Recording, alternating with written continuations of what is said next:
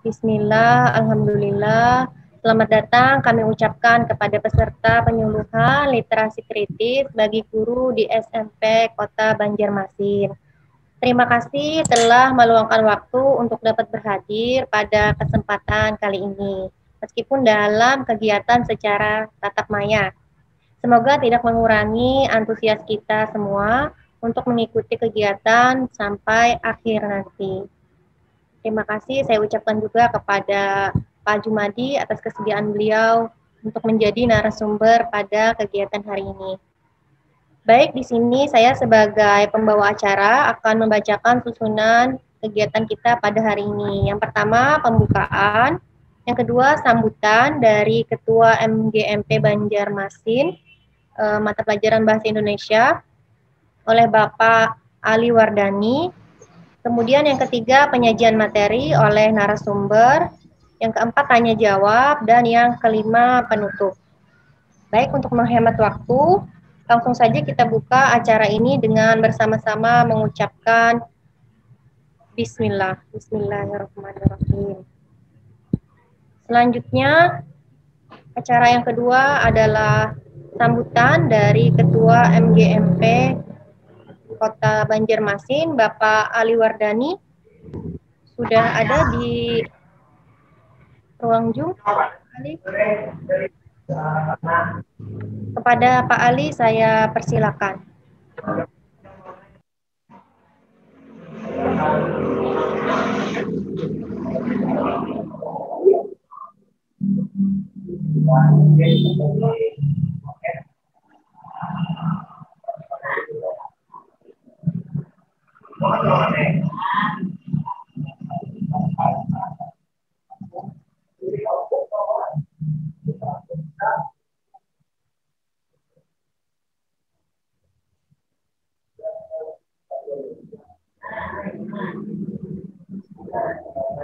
Sepertinya Pak Ali belum masuk ini. Mungkin kesulitan masuk.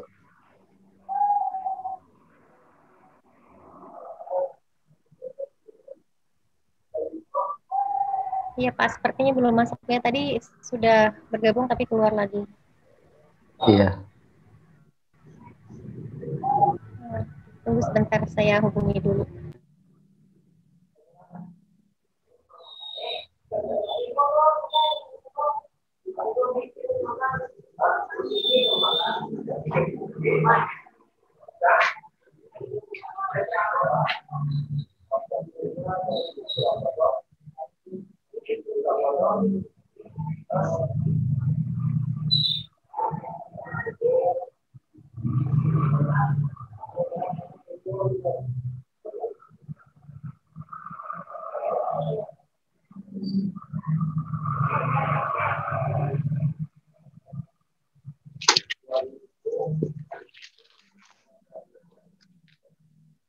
Bagaimana Bapak? Pak Ali tidak ada, bisa kita lanjutkan? Kalau memang beliau belum ada ya kita lanjutkan. Tapi kalau nanti bisa masuk bisa saja diberi waktu ya. Iya. Baik, terima kasih Bapak. Baik, susunan acara berikutnya yang kedua adalah penyajian materi oleh Profesor Dr. Jumadi MPD mengenai literasi kritis. Kepada Bapak saya persilakan. Baik. Assalamualaikum warahmatullahi wabarakatuh. Waalaikumsalam warahmatullahi wabarakatuh. Para peserta penyuluhan pembelajaran literasi kritis yang saya hormati, saya merasa senang hadir di tempat ini.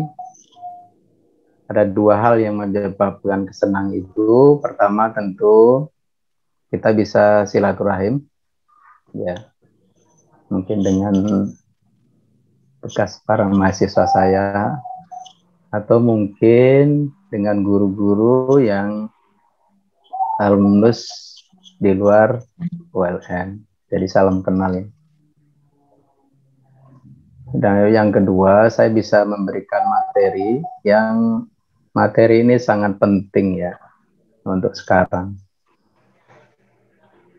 Jadi materi ini nanti yang akan saya sampaikan itu terkait dengan bagaimana pembelajaran literasi kritis. Mengapa ini penting? Nanti saya jelaskan. Materi ini ada di buku sebenarnya. Di buku yang saya tulis, nanti oleh Bu Faradina akan diberi. Jadi Bapak Ibu peserta penyuluhan kali ini, nanti akan mendapat e-booknya. E-book itu buku tulisan para dosen FKIP ULM ketika Bapak Profesor Rustam Effendi, Ibu Dr. Jakia dan Ibu Dr. Maria Purnawakti.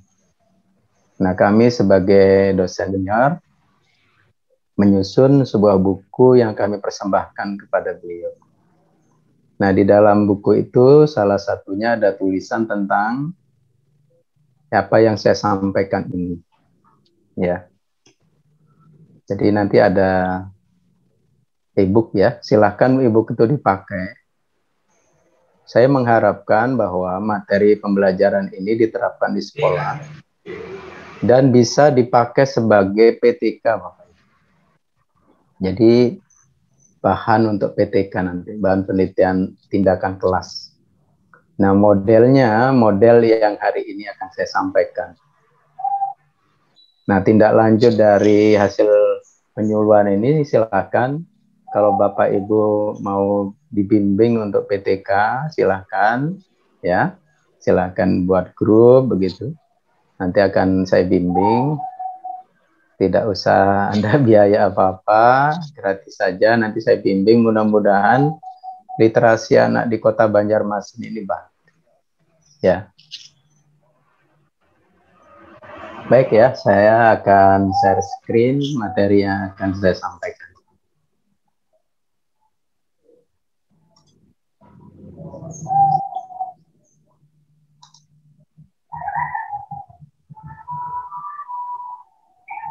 Sudah tampil? Ya, sudah Bapak. Sudah ya?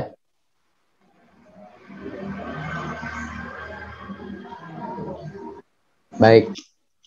Yang akan saya sampaikan ini adalah pembelajaran literasi kritis. Apa itu literasi kritis? Nanti kita bahas. Ya. Mengapa ini penting? Karena inti dari pembelajaran bahasa Indonesia itu ke sana.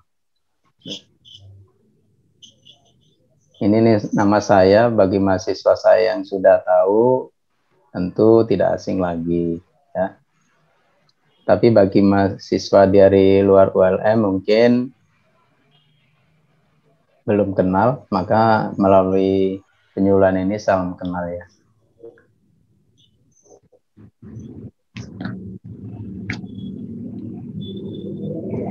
Mengapa perlu pembelajaran literasi kritis? Mengapa Bapak Ibu perlu sekali pembelajaran literasi kritis ini? Ini jawabannya. Jadi tugas utama pendidikan itu kita, Bapak Ibu, saya termasuk ya, hanya kebetulan saja couplingnya berbeda. Kalau Bapak dan Ibu menghadapi siswa SMP, kalau saya menghadapi para mahasiswa. Sebenarnya tugasnya sama, hanya mungkin substansi yang diajarkan berbeda. Apa tugas utamanya? Memfasilitasi peserta didik. Jadi kita tuh menjadi fasilitator saja.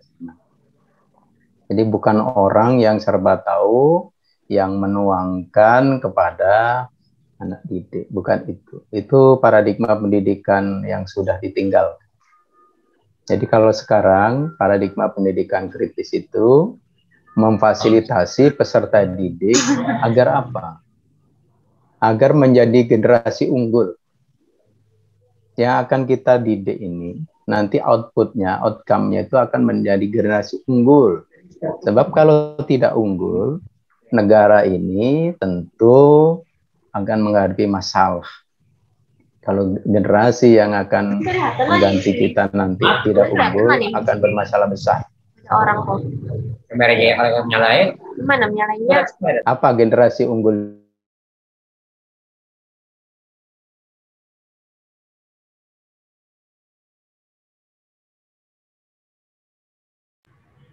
Bapak mohon maaf, suaranya mik mik ya.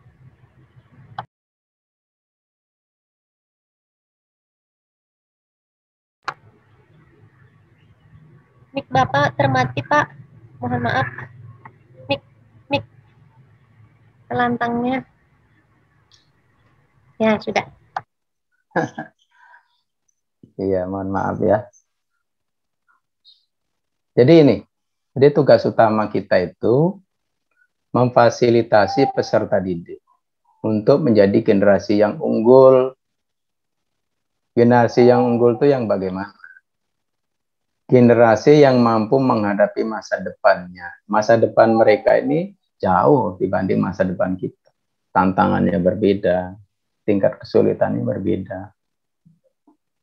Secara kritis dan kreatif. Kritis itu artinya bisa memilah, memilih, berpikir, menimbang, dan sebagainya. Kreatif itu artinya dia punya kreativitas, punya keterampilan-keterampilan, pengetahuan yang inovatif. Nah, berarti tugas kita sangat berat ya, termasuk guru bahasa Indonesia ini. Itu tidak mudah, Bapak Ibu. Tidak semudah membalikkan telapak tangan. Tidak semudah mengerdipkan mata. Tidak semudah menyinggingkan senyuman. Berat. Kenapa berat? Nah, kita sekarang ini berada di era industri 4.0. Bapak Ibu sudah tahu itu. Ya. Dan masyarakat 5.0. Jadi kalau eranya itu 4.0 namanya.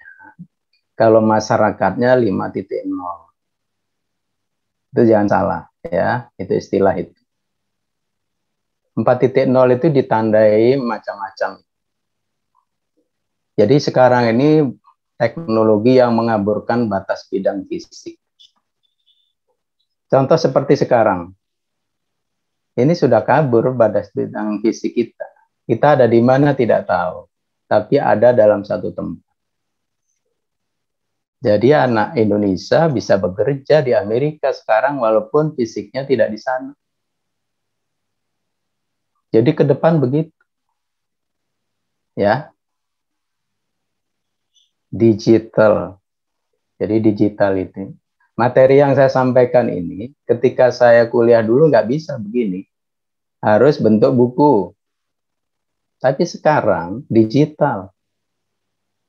Ya, seperti ini bisa Anda baca. Bisa dikirim. Ya. Itu digital namanya. Gambar bisa dibuat digital. Semua bisa digital. Biologis. Biologis ini luar biasa sekarang teknologi dalam bidang biologi. Jadi adanya cloning. Jadi nanti orang itu bisa orang cerdas. Otaknya bisa di-cloning. Ya. Sehingga menghasilkan unggul. Virus bisa di-cloning. Sehingga bisa disebar kemana-mana. Ya. Jadi muncul terobosan teknologi di sejumlah bidang. Misalnya bidang robotik. Pelabuhan di China itu pelabuhan tersibuk di dunia. Ternyata sekarang tersepi di dunia. Kenapa? Orangnya tidak ada lagi. Yang ada robot. Yang ada satpam di depan satu, mungkin menjaga apa satu. Yang lain tidak ada. Lalu orang yang sekian ribu itu kemana? Dia mau makan apa? Dia bekerja apa? Ya, itu robot. Jadi pabrik-pabrik nanti semua diisi robot. Servis mobil, sepeda motor nanti dikerjakan robot kalau mobil, sepeda motornya sudah elektrik, sudah listrik. Di ke depan tuh mobilnya listrik. Ya, ya itu. Kecerdasan buatan. Ini luar biasa ke depan. Pesawat itu jangan-jangan tidak perlu pilot. Ya. Tinggal disetel saja, jurusan Jakarta disetel, autopilot turun sekian jam sampai. Jangan-jangan profesi pilot hilang. Profesi pegawai bank nggak ada lagi. Semua dikerjakan oleh komputer. Dan seterusnya, dan seterusnya. Nah, kalau begitu, fenomena ini bermata dua. Bisa positif, bisa negatif.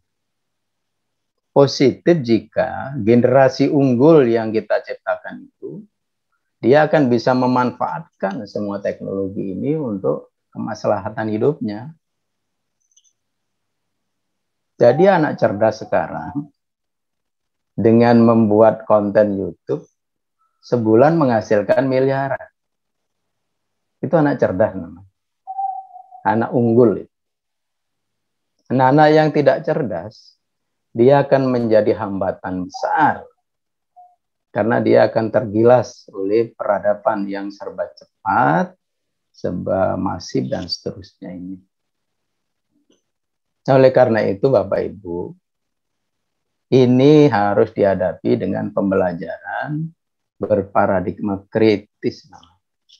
Pembelajaran kritis. Apa itu pembelajaran kritis? Nanti kita bahas. Ya. Jadi ini latar belakang mengapa kita perlu melakukan pembelajaran literasi kritis, termasuk guru bahasa Indonesia. Ya. Berikutnya.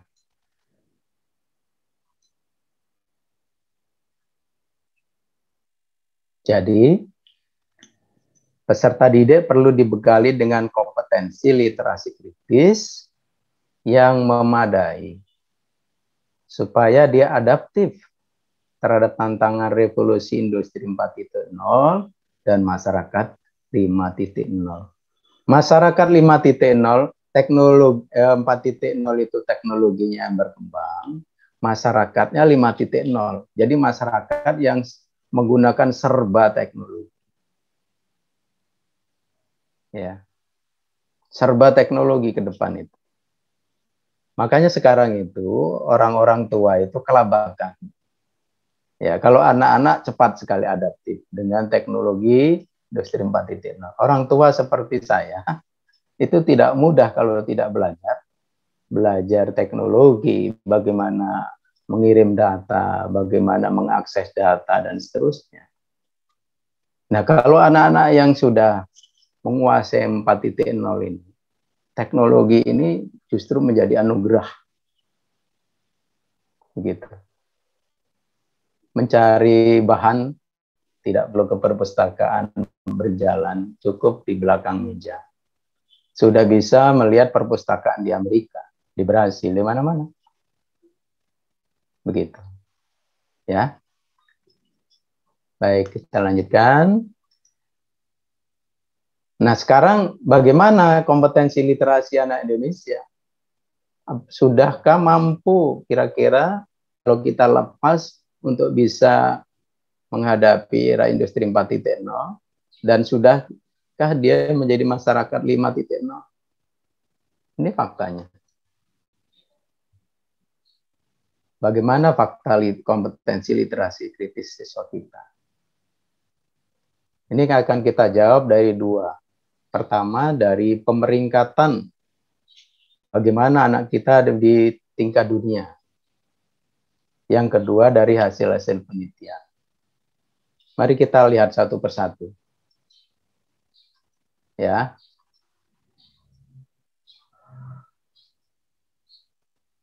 Nah, ini pemeringkatan.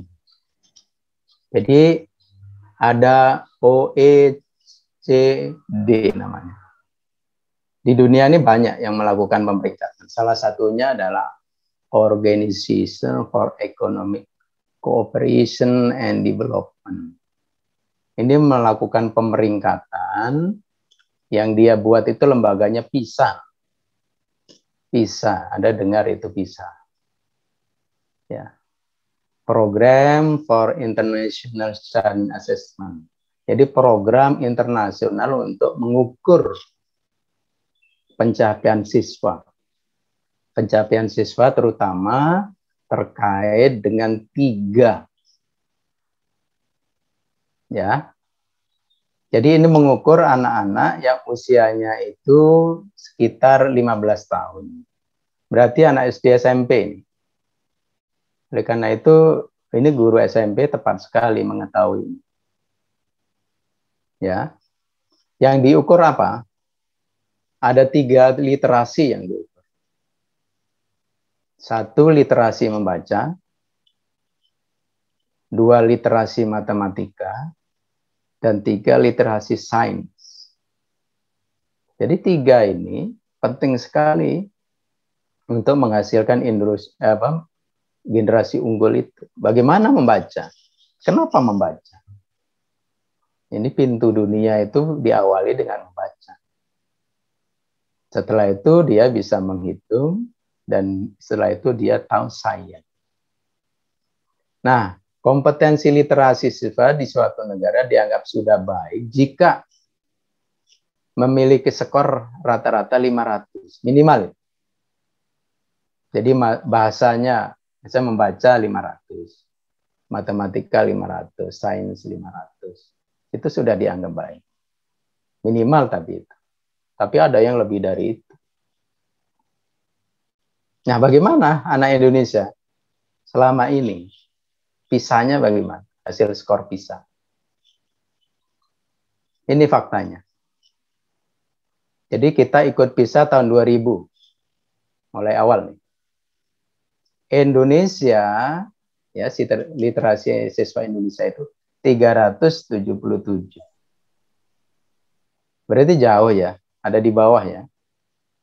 Jadi berada pada peringkat 38 dari 41 negara yang disurvei, yang dinilai, yang di-assessment. Berarti buncit ini. Kita itu buncit ya. Kita itu setara dengan orang-orang di Afrika. Kemampuan literasinya. Khusus kemampuan membacanya lebih rendah lagi. Itu rata-rata 377. Kemampuan membacanya 371. Berarti ada di peringkat 39 dari 41. Hampir jawara, tapi di akhir ya. Sedih kita ini, sedih. Kita menganggap bangsa besar, bangsa hebat ini. Begitu diukur PISA-nya saja, ini terbukti. Kita jangan berbicara Malaysia, Singapura. Dengan Thailand saja kita terseok-seok kemampuan membacanya. Kalau Singapura itu sudah tingkat dunia. Malaysia sudah ada di pertengahan, hampir di atas. Mengapa itu? Mengapa? Ini introspeksi guru bahasa Indonesia. Saya yang menjadi kakek guru ini rasa tertampar betul. Kenapa itu kemampuan membacanya seperti itu? Tahun 2003, 26, 2000 dan seterusnya tidak beranjak juga. Ya, semakin sakit. Yang agak baik itu tahun 2015. Ya, agak lumayan. Skor kita itu ada di 402. Lumayan ya. Ya. Tinggal 88 lagi lah untuk sampai. Tapi begitu sekarang, coba kita lihat yang sekarang. Makin merosot. Nih. 2018. Karena 3 tahun sekali. 2001 belum keluar pisahnya. Coba 2018. Ya. Skornya itu 371, 379, 390. Jadi tidak beranjak Bapak Ibu. Skor membaca kita itu. Apalagi kita berbicara literasi kritis. Jadi PISA itu ya tesnya itu tes literasi kritis. Membacanya itu harus membaca kritis. Nah, di Indonesia pelajaran membaca itu hanya membaca banyak, menjawab soal. Soalnya tidak mengarah ke literasi kritis. Pembelajarannya belum mengarah kepada pembelajaran literasi kritis. Oleh karena itu ya wajar seperti ini. Inilah faktanya. Nah, oleh karena itu pada kesempatan ini mudah-mudahan apa yang saya sampaikan ini bisa mengubah lah, paling tidak mulai dari Banjarmasin. Ya mungkin 4-5 tahun ke depan berubah kompetensi anak Indonesia terutama di Banjar. Lalu dari hasil penelitian seperti apa? Saya melakukan penelitian dua tempat, di Marabahan dan di Banjarmasin. Anak SMP ini. Ini hasilnya nih.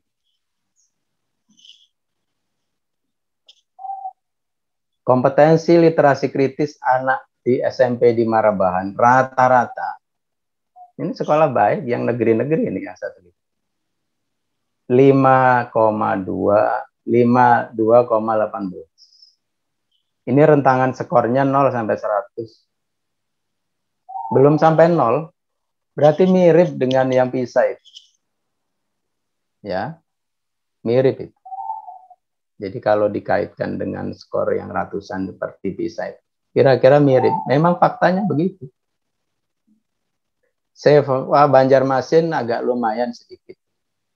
Tapi ini yang saya teliti yang hidup di bantaran sungai. Jadi SMP di Alalak, ya, yang daerah bantaran sungai. Literasi kritisnya 57,23. Nah, kalau seperti ini, ya, lalu kita dihadapkan dengan industri 4.0. Kita menciptakan masyarakat 5.0. Berat sekali.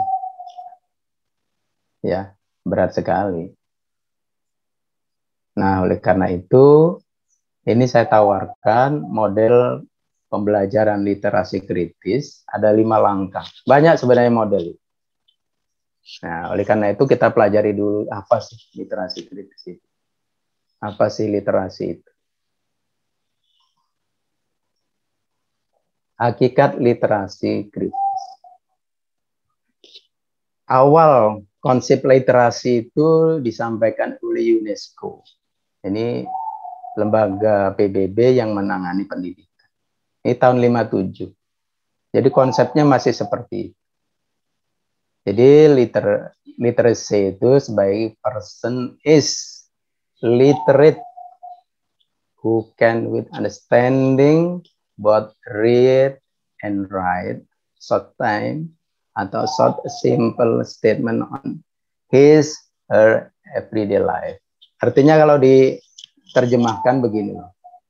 Orang namanya literate itu, orang yang namanya literasi itu, pokoknya bisa baca tulis secara singkat, ya, dalam satu pernyataan saja dalam kehidupan sehari-hari. Itu namanya sudah literate. Asal bisa menulis misalnya alamat saya di Banjarmasin, itu sudah literate kata UNESCO. Itu tahun 57. Karena waktu itu dunia masih banyak buta huruf. Indonesia masih menghadapi buta huruf. Sehingga waktu itu banyak orang Indonesia tidak bisa menulis namanya saja, nggak bisa. Alamatnya nggak bisa. Apalagi hobinya. Apalagi membaca. Gitu. Oleh karena itu, konsep literasi memang masih sederhana sekali. Tapi sekarang kalau hanya bisa baca tulis, bukan literate lagi. Ya, tidak cukup itu. Ya, oleh karena itu konsep literasi berubah, berkembang. Apa itu literasi? Nah, sekarang itu yang berkembang, kalau kita simpulkan, literasi itu diartikan sebagai keterampilan membaca kata dan dunia. Jadi kata, memahami kata. Kata apa? Kata terkait dengan teknologi, kata terkait dengan macam-macam di dunia ini. Dia harus paham. Jadi kalau IT, dia harus tahu petunjuk-petunjuk IT, bagaimana cara menggunakannya. Ya. Kalau dia mau menjadi blogger, seperti apa membuat blog. Kalau dia mau jadi podcast, bagaimana membuat podcastnya, bagaimana caranya, dia itu kata. Jadi membaca kata dan dunia. Jadi dunia yang dibaca itu, dia harus baca dunia ini. Dunia apa? Dunia matematika, dunia perdagangan, dunia industri, dunia apa saja kita harus tahu. Apalagi kita hidup di masyarakat industri 4.0. Oleh karena itu pembelajaran bahasa Indonesia tidak cukup apa yang di buku itu sekarang. Bacaannya yang hanya di buku itu saja tidak cukup. Harus mengadaptif materi-materi terbaru.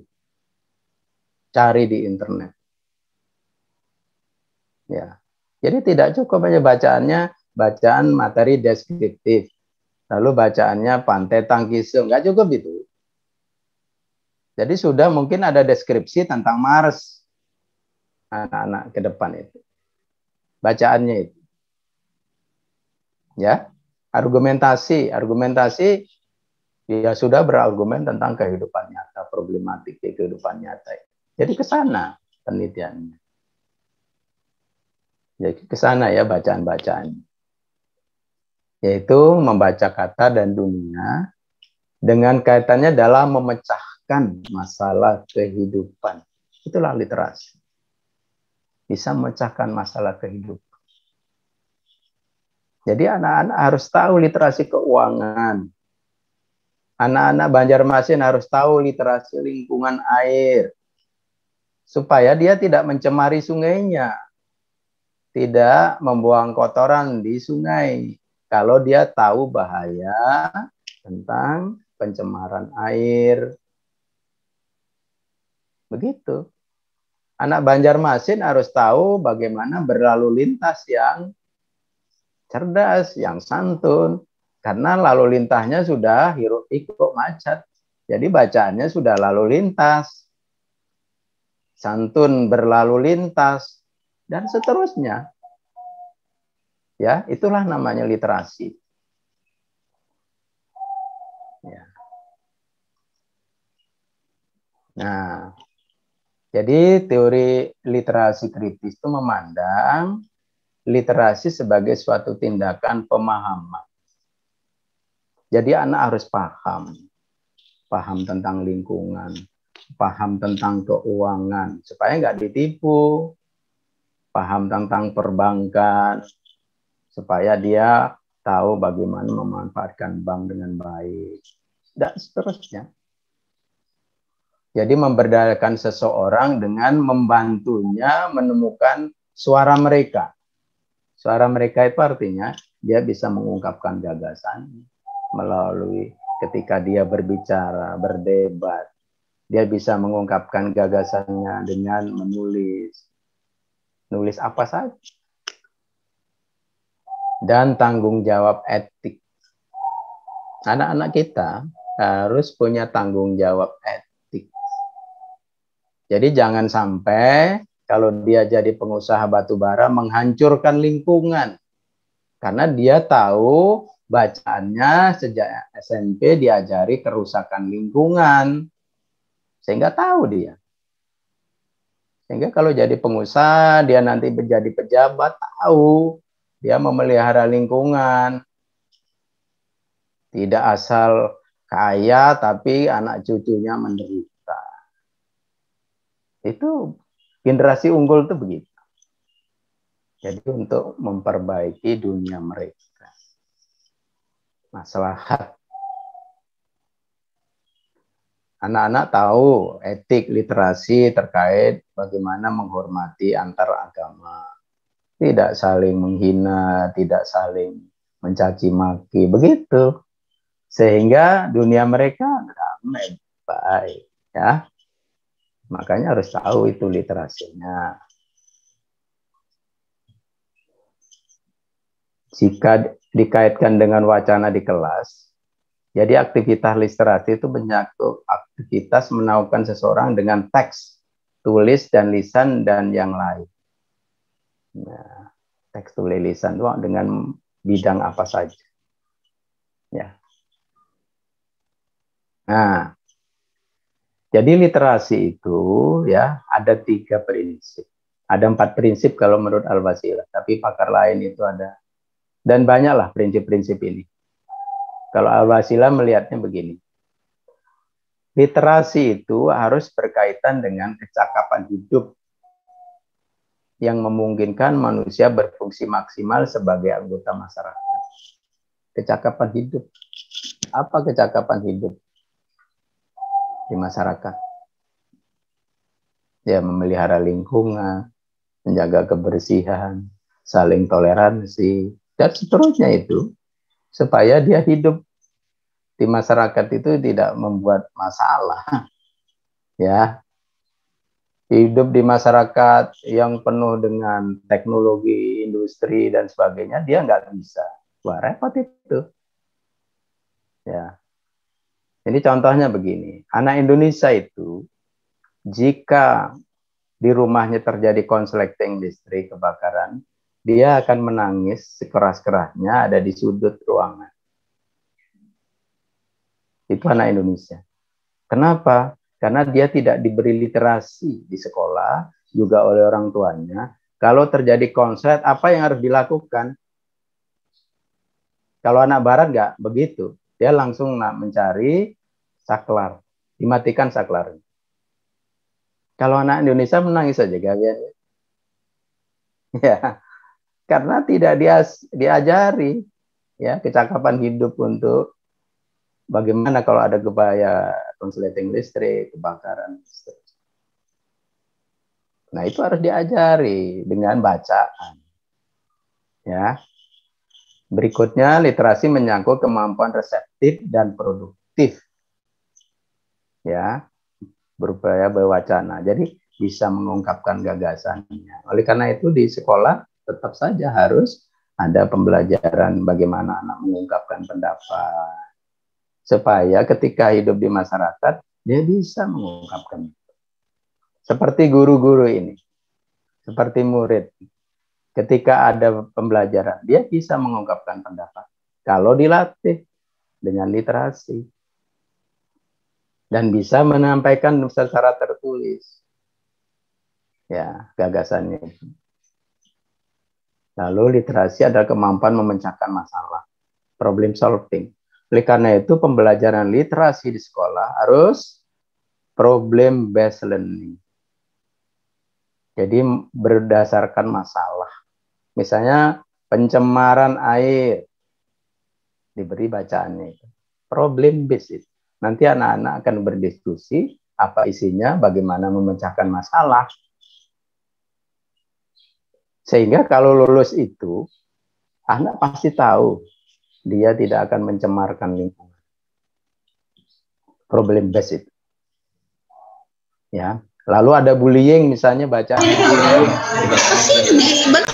Nah, jadi kalau ada bullying bacaannya, pembulian kawannya, lalu anak akan diskusi, apa itu bully, kenapa bully, bagaimana caranya supaya tidak terjadi bully. Itu berdiskusi di kelas. Sehingga dia tidak akan membuli. Tapi pembelajarannya tidak seperti itu. Itu masalahnya. Sehingga tidak mendapatkan literasi tentang itu. Yang berikutnya adalah refleksi budaya. Ya, pengerasaan apresiasi budaya. Terkait dengan literasi sastra, misalnya, puisi, ya, dan seterusnya. Itu prinsip-prinsipnya nanti bisa dibaca di buku ya. Bisa dibaca di buku, nanti buat PTK-nya. Dari buku itu bisa dipakai sebagai literaturnya. Nah, tiba saatnya kita membahas model pembelajaran literasi kritis. Ini materi intinya. Ya. Pembelajaran literasi kritis ini diilhami oleh pendidikan kritis yang diungkapkan Paulo Freire. Jadi ini ahli pendidikan di Brasilia, terkait dengan pendidikan kritis. Apa itu pendidikan? Menurut Paulo Freire, pendidikan itu bukan hanya transfer pengetahuan. Jadi Bapak Ibu, kalau mengajar tentang literasi nanti, jangan mencekoki. Itu tidak pembelajaran kritis. Karena, kata Paulo Freire, kita itu harus, di kelas itu, bagaimana perjumpaan subjek-subjek dalam dialog, dalam pencarian kemanfaatan objek. Perjumpaan subjek-subjek itu maksudnya apa? Siswa dengan siswa bertemu, berdiskusi, membaca bersama, mengerjakan tugas bersama, menyampaikan gagasan bersama, saling merespon, saling mengkritisi, membuat simpulan. Itu namanya perjumpaan subjek-subjek. Ya. Jadi berdialog dia. Jadi pencarian kemanfaatan objek dari proses mengetahui dan berpikir. Jadi itulah hakikat dari model pembelajaran kritis itu. Nah, menurut model Graeber, tapi ini tidak kita pakai, ya, yang kita pakai punya yang di bawah nanti. Literasi kritis itu ada 3 ranah. Pertama, what do people know? Jadi ini tahapnya bagaimana anak memahami teks. Ya, teksnya harus teks yang problem solving, yang ada di kehidupan mereka. Nah, ini anak-anak yang misalnya anak di Jawa. Kalau anak di Jawa sekarang ini sedang dihadapkan dengan gempa. Ya. Di Jawa Timur itu diprediksi oleh BMKG akan ada gempa besar 8,9 skala Richter. Tinggi gelombang sampai 29 meter. Nah, bagaimana itu literasinya? Anak harus tahu bagaimana gempanya, bagaimana cara penyelamatannya, dan seterusnya. Lalu kompetensi untuk menjelaskan fenomena, mengevaluasi, mendesain inquiry, ya. Lalu ada sikap, ya, yaitu sikap kritis terhadap teks. Jadi kalau kita mengajarkan membaca teks, nanti anak-anak harus ditanya sikapnya. Kamu setuju dengan teks ini? Setuju dengan gagasan yang ada dalam teks? Kalau novel, kamu setuju dengan apa yang ada di dalam novel ini? Yang dilakukan tokoh dan seterusnya. Itu perlu ditanya, karena itu menyangkut literasi sikap. Setuju, mengapa setuju? Tidak setuju, mengapa tidak setuju? Yang penting bukan setuju tidak setujunya, tetapi mengapa. Jawabannya itu. Itulah sikap. Ya, dan seterusnya. Model yang akan kita ikuti ini. Model Allen. Model Allen ini ada 5 tahap, Bapak. Ini sudah bisa dipakai sebagai sintak di dalam RPP-nya. Tahap-tahapnya itu. Jadi di kegiatan inti nanti tahap 1, tahap 2, sampai tahap 5. Ya. Jadi kalau Bapak Ibu nanti akan membuat PTK, jadi misalnya meningkatkan literasi lingkungan siswa SMP Negeri 5 Banjarmasin melalui pembelajaran literasi kritis model ini. Misalnya ya, PTK itu. Nah, langkah-langkah di sintaknya itu terapkan ya. Langkah 1, pertama berarti fase menjelaskan. Jadi tidak benar juga kalau di kelas itu guru tidak boleh ceramah, tidak boleh. Ya, boleh. Karena diperlukan juga berceramah itu dalam tahap apa? Menjelaskan. Menjelaskan. Apa yang dilakukan pada tahap ini? Nah, ini panjang, saya kutip semuanya supaya Bapak Ibu punya gambaran. Jadi pada fase ini adanya penjelasan terkait dengan penerapan strategi tentang cara pandang yang berbeda terhadap literasi kritis. Jadi misalnya adanya mengeksplorasi cara pandang terhadap karakter. Jadi begini maksudnya. Bapak Ibu misalnya mau mengajarkan tentang teks sastra. Misalnya sebuah cerpen. Gitu. Nah, nanti di dalam tahap menjelaskan ini, anak-anak sudah bisa diarahkan, anak-anak nanti di dalam teks ini, tokoh X, dia punya sikap, punya perilaku begini. Ya. Oleh karena itu, tolong nanti dicari bagaimana perilaku dia, sudut pandang dia, dan seterusnya. Lalu cari tokoh yang lain. Bagaimana sudut pandang dia? Karena ada tokoh antagonis, ada protagonis. Begitu. Jadi ini akan mencari bagaimana tokoh itu. Kalau teksnya bukan sastra, bisa cari bacaan dengan tema yang sama. Jadi misalnya temanya sekarang, Indonesia gagal apa itu? Memberangkatkan haji ya, sekarang ya. Nah, itu temanya.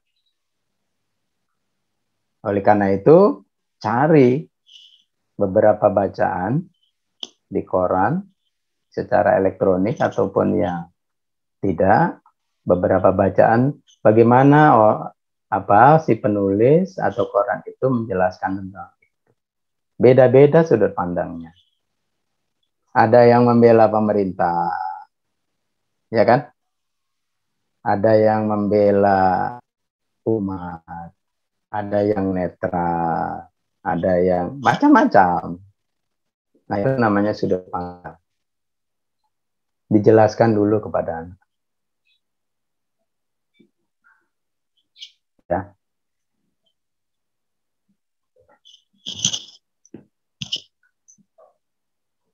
Oleh karena itu di dalam tahap ini guru perlu menjelaskan apa yang harus dilakukan, ya, karakter-karakter apa yang harus dilihat, topik-topik apa yang harus dilihat dari bacaan itu. Silahkan itu dikemas. Ya. Setelah tahu itu, ada fase 2.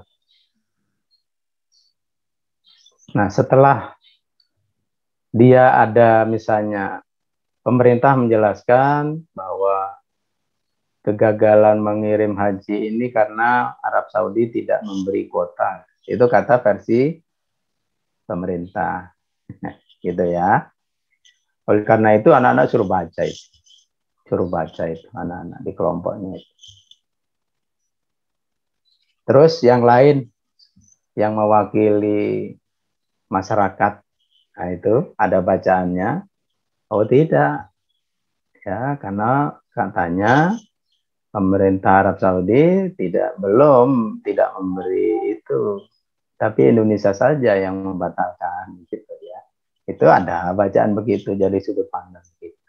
Suruh membaca, suruh mendemonstrasikan. Oh mana buktinya kalau pemerintah itu tidak memberangkatkan? Ini keterangan ini. Terus yang tadi yang tidak setuju tadi, ini mana buktinya? Oh ini. Jadi kalau perlu suruh membaca, menyaring, suruh tunjukkan dengan proyektor di laptop dan seterusnya. Nah, itu. Berikutnya membimbing. Nah, ada pembimbingan. Jadi pada fase 3 ini pembentukan kelompok kecil. Jadi setelah anak-anak membaca tadi, pembentukan kelompok kecil, lalu anak-anak disuruh berdiskusi, mencari alternatif. Sebenarnya kalau memang itu, maka apa seharusnya dilakukan oleh pemerintah, apa yang harus dilakukan masyarakat misalnya. Tapi ini dalam kelompok ya. Ini apa artinya? Ini problem base. Ada problem. Asalnya, problemnya adalah, oh ini haji tidak bisa berangkat. Lalu ada sudut pandang. Ada yang menolak, ada yang membela, ada yang begini. Nah, sekarang membimbing kepada anak di kelompok itu, disuruh membahas ya. Jadi untuk menghasilkan tanggapan. Jadi masing-masing kelompok menghasilkan tanggapan. Nah, sekarang kelompok 1. Bagaimana menurut kelompok 1? Pemerintah seperti ini. Koran begini. Lalu menurut kalian apa? Nah, kelompok 1. Itu namanya problem base. Jadi kalau pembelajaran bahasanya seperti ini, ya anak bisa tahu ya tentang kehidupan di masyarakat dan bisa menyelesaikan, memberikan tanggapan. Terus fase 4 mempraktikkan.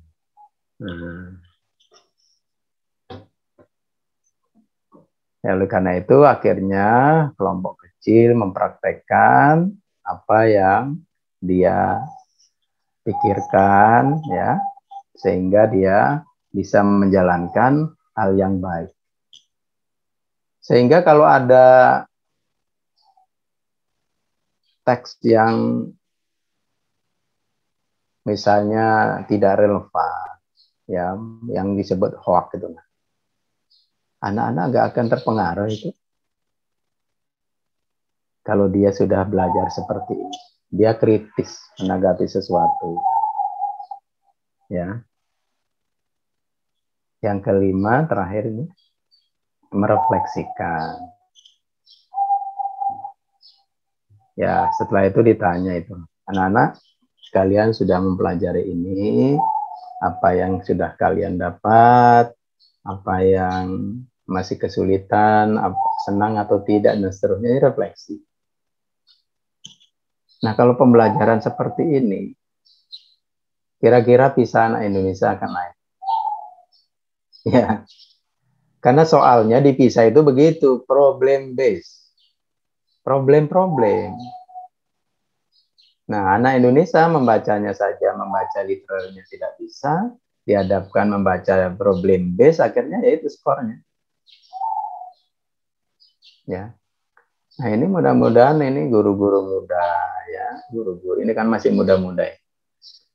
Menyadarkan kita bahwa yang akan kita hasilkan itu generasi unggul. Berarti tidak mudah itu. Ya, tidak mudah.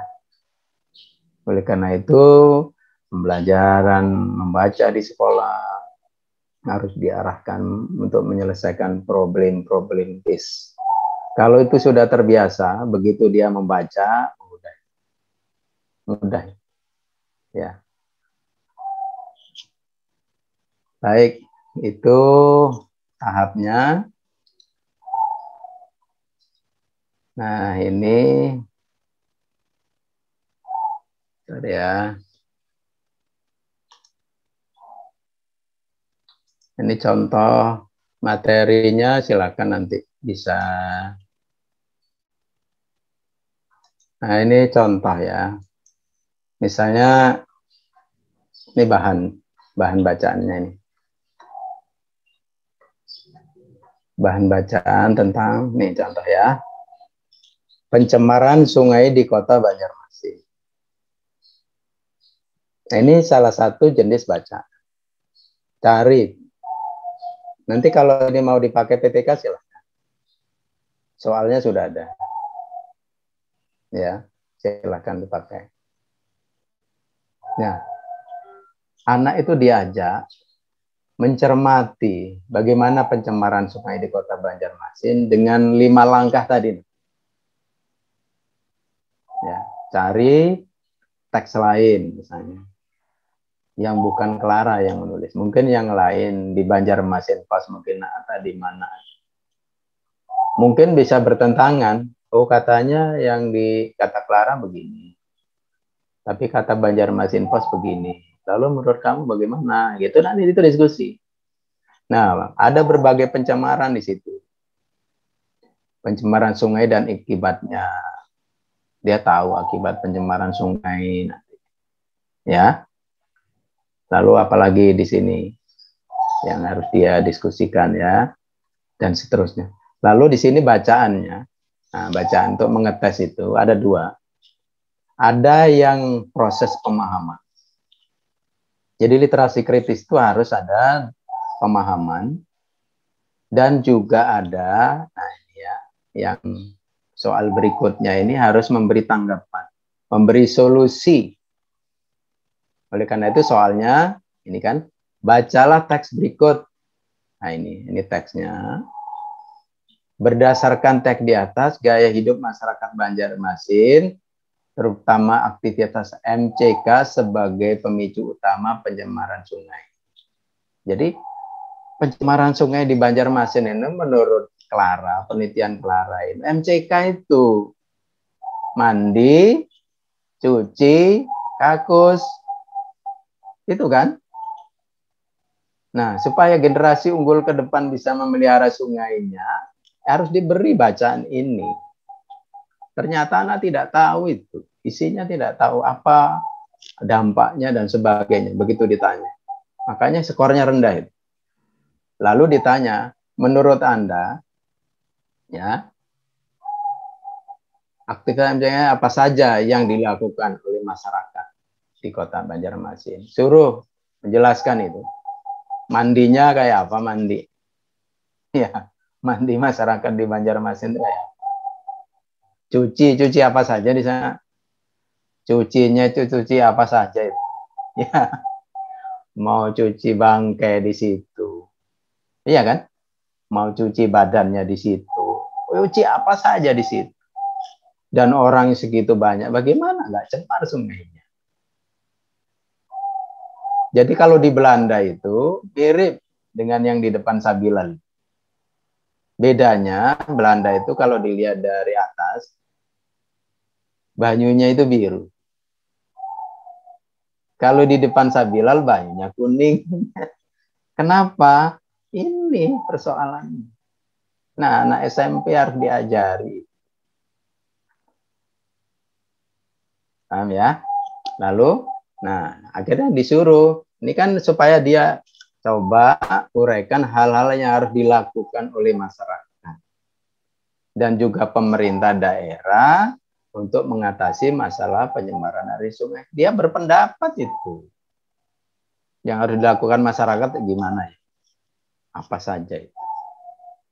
Anak sudah mengungkapkan gagasannya sejak SMP itu.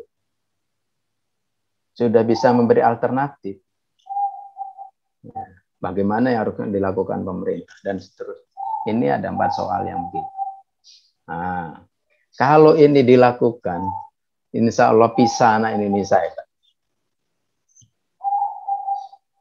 Sudahkah dilakukan oleh guru-guru? Kok hasilnya seperti itu? Ya, 57,2 Banjarmasin ya. Nah, itu. Itulah sekilas ya. Nanti panjang lebar silahkan lah kita buat grup.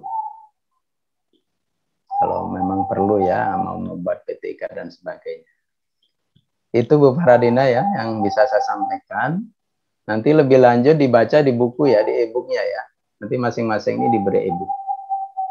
Ya, di samping sertifikat Bu Faradina ya. Dapat ya? Ya. Baik, mari kita lanjutkan dengan dialog kalau ada pertanyaan. Silakan. Ya, terima kasih kepada Pak Jumadi atas pemaparan materi yang sangat menarik mengenai literasi kritis. Baik, selanjutnya kita masuk pada sesi tanya jawab. Saya serahkan kepada moderator Ibu Lita Lutfianti. Silakan Ibu. Ya, terima kasih Bu Dina selaku pembawa acara yang telah memberikan kesempatan saya untuk mengambil kegiatan hari ini. Ya, tadi kita sudah mendengarkan paparan dari Profesor Dr. Jumadi mengenai literasi kritis, gitu ya. Nah, kita memasuki sesi tanya jawab. Kita akan membuka 2 sesi tanya jawab ya. Sesi pertama mungkin kita bisa tampung 3 pertanyaan, dan sesi kedua juga 3 pertanyaan. Silakan Bapak dan Ibu jika ingin bertanya tentang literasi kritis kepada Profesor Jumadi pada hari ini, ya, mengingat beliau itu sudah melakukan penelitian tentang literasi kritis selama sebanyak 2 kali, ya, pada tahun 2018 dan juga 2020. Memang beliau ini ahli sekali mengenai literasi kritis, ya. Silakan Bapak dan Ibu jika ada yang ingin bertanya.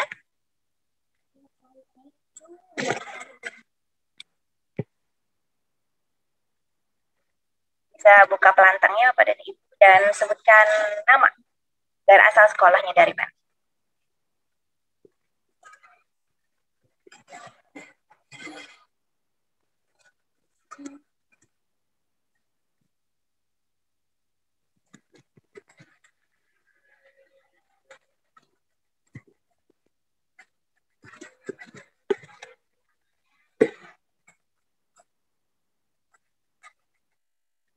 Ya, baik Bapak dan Ibu.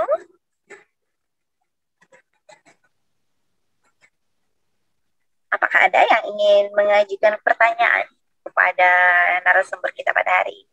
Dipersilakan. Bisa juga memanfaatkan chat, ya. Ya. Atau kalau mau bertanya juga bisa ditulis di kolom chat. Boleh langsung, boleh di kolom chat, ya. Ya.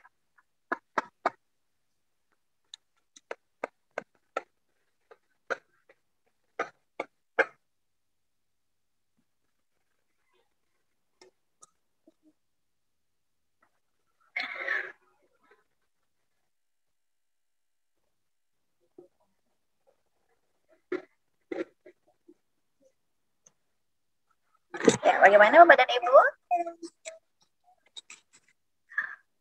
Mumpung kita sedang bersama ahlinya, ya, Profesor Jumadi, yang mungkin Bapak dan Ibu semuanya sudah kenal, ya, dengan beliau, seorang dosen yang memang luar biasa, ya.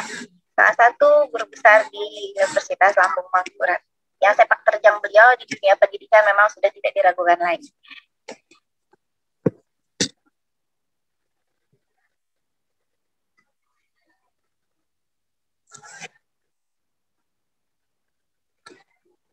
Baik, silakan Bapak dan Ibu, kalau ada yang mau menulis di kolom chat untuk bertanya juga bisa, secara langsung juga bisa.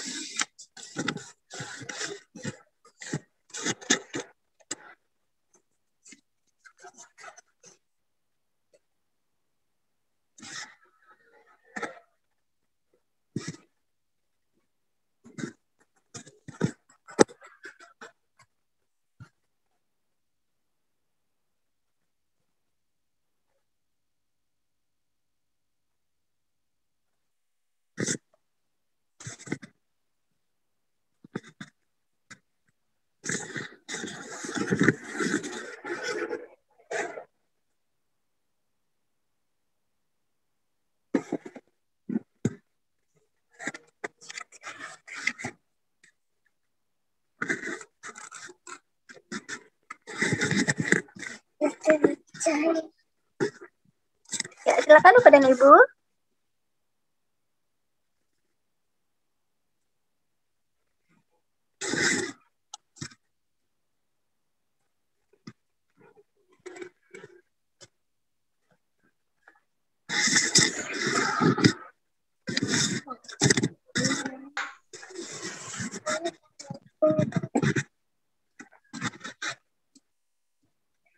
Ya, Bapak dan Ibu di sini semuanya adalah guru bahasa Indonesia, ya, yang dari sekolah mungkin berbeda-beda. Ada yang mungkin di pinggiran sungai dan ada juga yang di perkotaan. Dan tentunya mungkin kompetensi literasi kritis siswa itu berbeda-beda, kan, ya.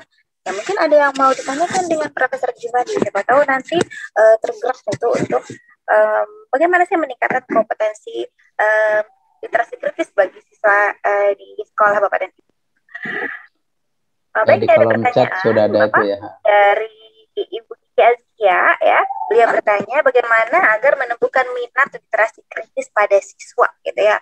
Jadi apa yang harus dilakukan gitu, mulai langkah untuk apa langkahnya seperti apa seperti itu Bapak. Silakan Bapak. Kalau Bapak mau langsung menjawab. Baik ya. Jadi terima kasih Ibu Kiki Azkia. Dari SMP mana ini? Bu Kiki Dari ada? SMP 10 Ibu Rizky Azkia. 10 ya. Oh, Bu Rizky Azkia ya. Baik, terima kasih pertanyaannya. Jadi memang kita itu dihadapkan oleh banyak hal. Yang pertama terkait sebelum orang bisa membaca dengan baik, tentu minat bacanya juga harus baik. Ya. Nah, bagaimana menumbuhkan minat itu? Ini dimulai dari, ya tentu saja kalau pendidikan itu kan dari pusat pendidikan. Tentu saja nanti mulai sejak kecil di rumah itu memang sudah ada disiapkan minat baca oleh orang tuanya ya. Silakan Bapak Ibu teliti, apakah orang tua di Banjarmasin sejak kecil itu menyediakan bacaan untuk anaknya atau menyediakan gawai untuk main game. Misalnya ya. Jadi kalau yang disiapkan itu gawai untuk main game, begitu anak disuruh membaca ngantuk gitu ya. Jadi ngantuk gitu. Jadi itu artinya apa sih? Keluarga itu juga pendidikan pertama ya harus memfasilitasi anak senang membaca. Bagaimana ya?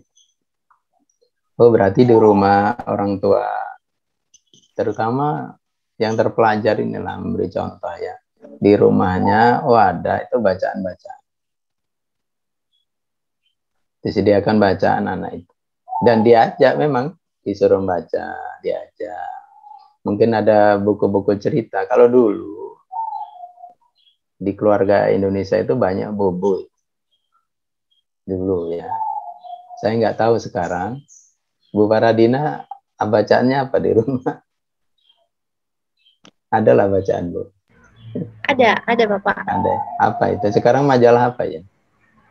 Bukan majalah seperti buku cerita tentang binatang-binatang seperti itu, Ya, Pak. itu ya. Calistung. Bagus. Gitu. Ya, pokoknya itu memang harus begitu. Dari rumah dulu ya.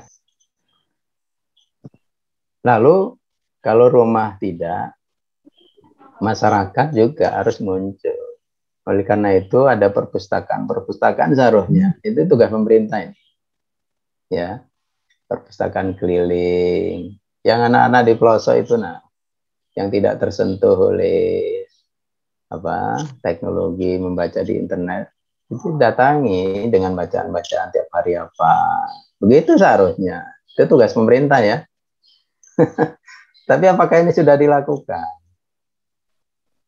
Nah, kalau belum, kalau kalian nanti mendidik anak-anak, mudah-mudahan menjadi pejabat, kalau ada literasi terkait dengan pentingnya membaca, nah begitu ya, di sekolah itu kalian ajarkan, ya itu akan menumbuhkan itu. Nah, yang paling penting, yang punya tugas utama ya di sekolah. Apakah di sekolah sekarang, anak-anak memang diajari bagaimana membaca, dan membaca? Atau hanya mengerjakan soal? Ya. Kalau saya dulu, kenapa saya sekarang bisa menulis? Guru SD saya itu selalu menugasi saya untuk mengarang. Mengarang. Lalu saya karang, setelah mengarang disuruh membacakan ke depan. Lalu diberi komentar oleh gurunya, selalu bagus. Hebat gitu. Lama-lama memang bisa menulis. Itu di sekolah, itu mulai SD. Saya nggak pernah sekolah TK ya, SD. SD kelas 1, kelas 2, kelas 3 sudah suruh mengarang. Mengarang. Setelah itu membacakan di depan. Nah setelah SMP, ya pasti banyak membaca. Oleh karena itu pembelajaran literasi kritis ini memang tidak bisa bimsalapin tumbuh. Oleh karena itu kehadiran kami bertiga hari ini mudah-mudahan bisa memantik guru-guru di sekolah. Sehingga anak-anak punya minat membaca itu. Ya. Saya agak prihatin pembelajaran bahasa Indonesia. Sekarang ini jauh dari kegiatan baca, tulis, jauh itu. Sekarang nggak ada pelajaran mengarang itu. Ya, yang ada adalah membaca struktur teks, teks tantangan, strukturnya bagaimana. Lalu dia nggak bisa membuat teks. Oleh karena itu Bapak Ibu lah, anak-anak diakrabkan dengan bacaan secara kritis tadi. Jadi jangan dijejali, tapi anak berdialog dengan bacaan, membuat kesimpulan, memberi jalan keluar, begitu terus. Dan bacaannya adalah semua problem kehidupan. Semua problem kehidupan. Oleh karena itu harus kontekstual sebenarnya. Kalau problem anak Banjarmasin apa? Ya, Bapak dan Ibu kan menggunakan buku bacaan di Jawa. Problemnya di Jawa. Ya, sehingga kalau ada problem banjir kemarin, anak Banjarmasin kewalahan. Karena tidak pernah diberi teks banjir. Seharusnya teksnya kebakaran, kebanjiran, apalagi ya yang menyelesaikan problem-problem kehidupan. Jadi kalau di ranking yang paling bertanggung jawab untuk meningkatkan minat baca ya dari sekolah. Kalau di ranking ya, jadi sekolah mungkin 70%, keluarga 20%, masyarakat 10%. Saya itu selalu iri ketika melihat orang barat itu. Ketika saya duduk di bandara menunggu pesawat, di samping saya orang barat ini, dia itu tidak pegang gawai, dia pegang novel, ya dia pegang bacaan. Kenapa bisa terbentuk seperti itu ya? Jadi kalau ada 10 orang duduk di bandara, lalu ada 1 orang barat, yang 9 itu pegang gawe, yang 1 pegang novel. Mengapa itu? Itu hasil pendidikan Bapak Ibu. Hasil pendidikan. Jadi pendidikan kita itu tidak mengakrabkan dengan bacaan. Mengakrabkan dengan gawai. Karena kita itu hidup di masyarakat gosip, hidup di rumah menggosip, hidup di sekolah menggosip. Akhirnya yang dilihat gosip aja itu di media sosial. Karena orang kalau tertinggal gawe, itu resah hidupnya ya anak sekarang ya. Jadi orang sekarang itu kalau tertinggal gawe itu resah hidup. Ya. Karena seolah-olah itu kawan yang tidak bisa terpisah dari. Nah, itu tugas Bapak Ibu ya. Akrabkan anak-anak dengan bacaan. Baik, itu dari Ibu Kiki ya. Berikutnya dari Bapak Ali, Bapak. Bapak Ali. Inggih. Kata beliau, tadi disebutkan bahasa Indonesia itu berada di urutan bawah. Tapi mengapa saat Olimpiade siswa Indonesia itu selalu juara? Di mana kesalahannya kira-kira, Pak? Ya, baik. Terima kasih Bapak Ali. Ini Bapak Ali yang ketua ya? Pak Ali Wardani kah? Bukan? Bukan ya? Iya Pak. Pak Ali ya. Mohon maaf Pak Ali tadi langsung dimulai karena Bapak ada gangguan tadi Pak. Iya ada gangguan ya. Mohon maaf ya. Baik begini Pak Ali. Jadi pertanyaannya bagus. Kalau Olimpiade yang kita kirim itu memang produk sekolah-sekolah unggulan Pak. Sedangkan pisang ngetesnya nggak dilihat produk unggulan, diambil secara sampel Pak, dengan ketentuan-ketentuan pengambilan data. Begitu. Oleh karena itu, Olimpiade itu tidak merepresentasikan keseluruhan. Karena yang dikirim memang yang unggul-unggul saja. Tapi yang merepresentasikan keseluruhan itu ya hasil penelitian yang melihat sekian populasi anak Indonesia. Nah, oleh karena itu, kalau dilihat yang sebenarnya ya memang anak Indonesia seperti itu. Ini contoh kecil saja. Ini penyuluhan ini diikuti oleh berapa? 38 orang. Ya. Yang bertanya berapa, Pak? Baru 2 orang, Bapak. Ini hasil literasi. Hasil literasi kritis. Jadi pembelajaran literasi kritis itu dia bisa bertanya, dia bisa memberi solusi, dia bisa memberi tanggapan, dia bisa memberi gagasan. Nah, kalau ini gambaran ya, kalau ini S1 begini, apalagi anak SMP. Ya, nah oleh karena itu, mari kita benahi bersama. Jadi penyuluhan ini mudah-mudahan bukunya nanti dibagikan, e-booknya dibaca itu, ya. Buat PTK-nya nanti saya bimbing, silakan. Ya, buat PTK. Kalau masing-masing sekolah membuat PTK-nya, kan judulnya bisa beda-beda. Literasi keuangan, literasi lingkungan, literasi teknologi, literasi, bacaannya terserah lah ya. Nah, tetapi pembelajarannya menggunakan model tadi yang 5 langkah. Silakan. Nanti saya bimbing. Ya. Jadi begitu Pak Ali ya. Ini tugas kita Pak. Tugas kita ini. Guru bahasa Indonesia itu jangan hanya mengajari ejaan. Ejaan iyalah, ejaan itu ya. Karena memang Piranti untuk menulis. Tetapi bagaimana dia bisa mengungkapkan gagasannya. Bagaimana dia memahami literasi, keuangan.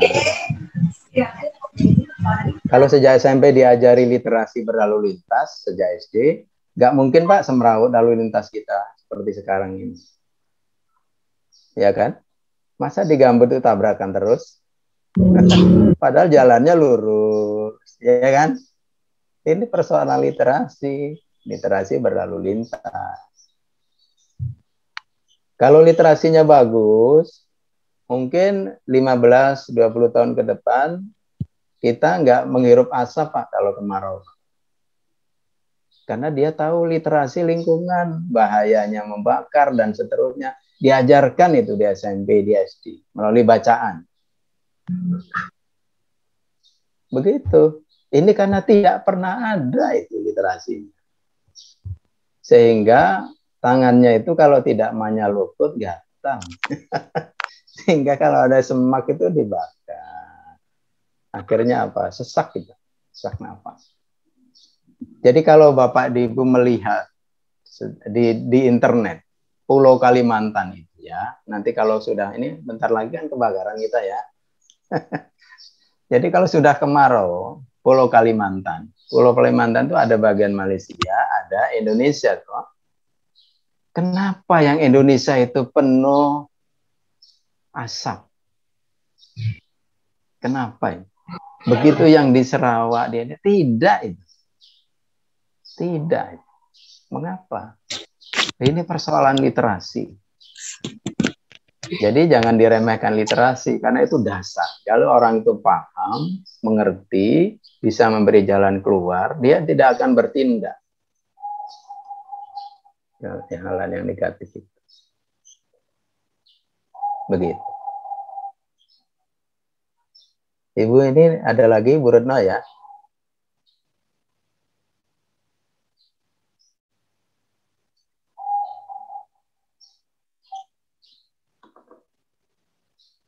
Suaranya Bu Lita.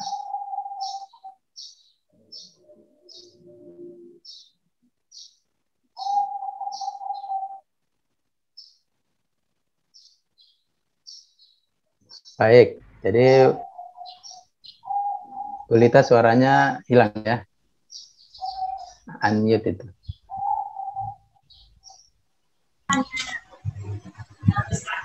Baik, saya sudah bisa menangkap pertanyaan ini dari Bu Retno. Kata Bu Retno, orang Banjar ini terbiasa dengan punya tradisi lisan. Jadi oral ya. Kebiasaannya itu berbicara, tapi tidak membaca dan menulis. Ya, ini tugas guru. Tugas guru, tugas kita. Bagaimana orang Banjar ini akrab dengan tulisan?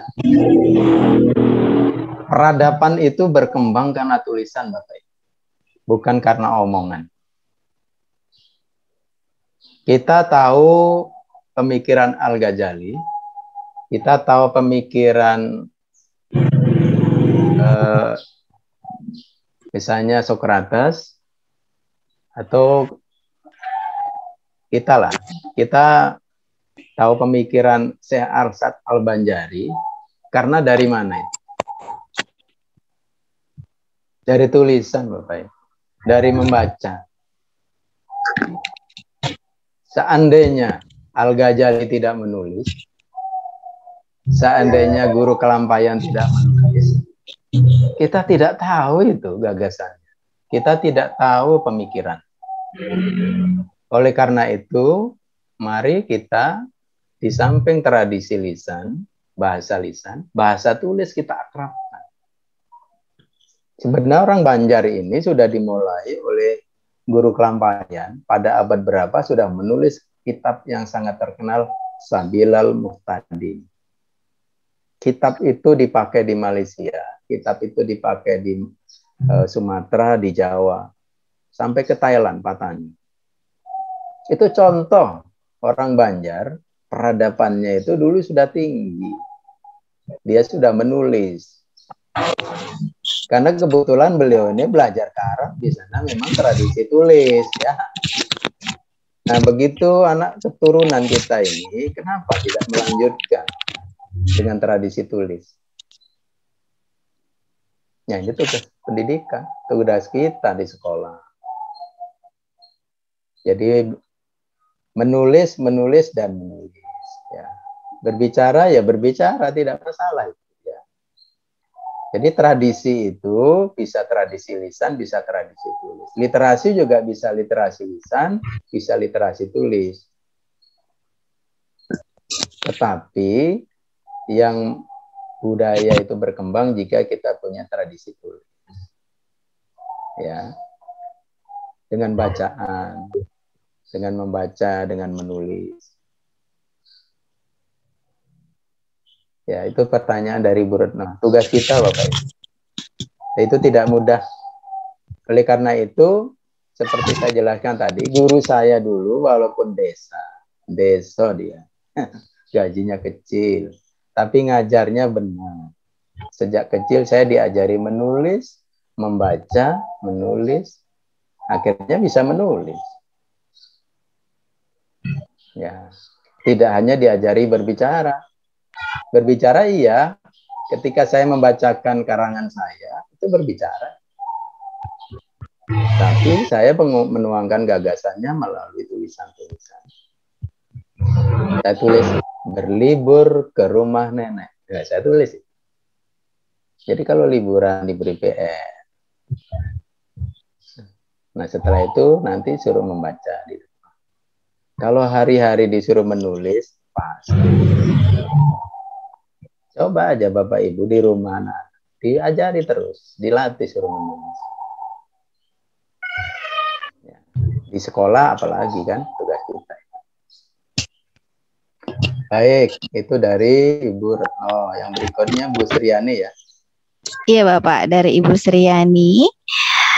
Kalau kata beliau, kalau sudah dari kecil ya kita perkenalkan dengan buku, kita juga melakukan literasi. Namun bisa kita lihat sekarang ini anak-anak itu lebih senang memegang gawai daripada atau membaca melalui HP. Gitu. Bagaimana solusinya Bapak?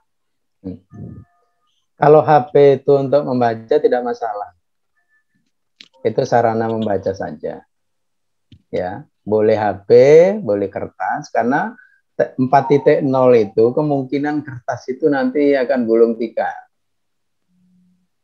Jadi teknologi itu, tulisan itu ada di dunia maya. Dan kita harus adaptif itu, tidak masalah. Ya.